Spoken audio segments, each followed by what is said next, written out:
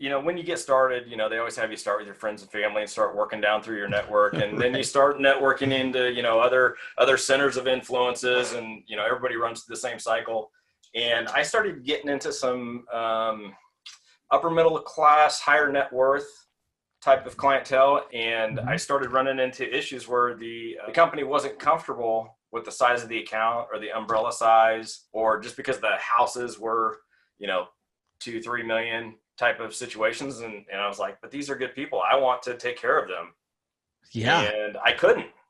And so then I started, I was like, well, if I can't do this, then I'll go do some commercial. And then I realized they were even worse at commercial, because they tell you they want to do commercial. Yes. I'll train you on commercial.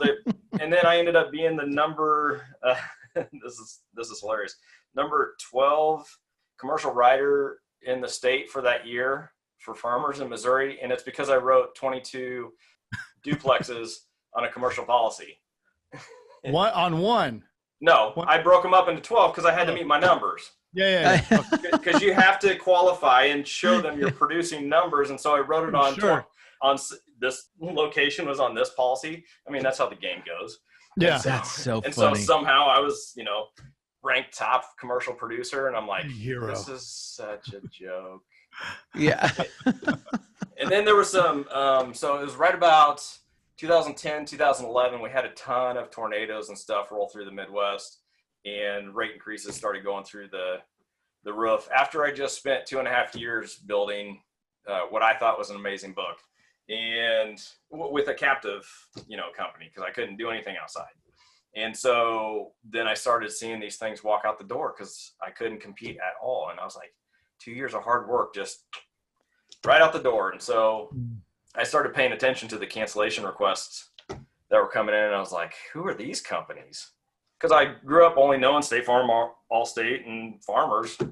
And I was like, shoot, this is a bigger deal than I expected. And so I started looking into it, and I was like, I need to be over there on the independent side, just because of what I wanted to do. That was the best fit for me.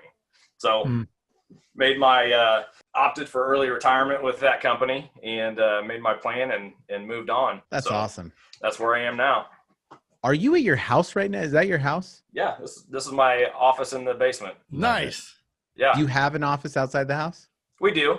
I downsized a couple years ago because paying for office space just seemed kind of dumb to me. I noticed there was people just sitting in their office playing on their phone, and I was like, why am I paying for office space for you to just sit there? So you don't have an office now, go out and sell something.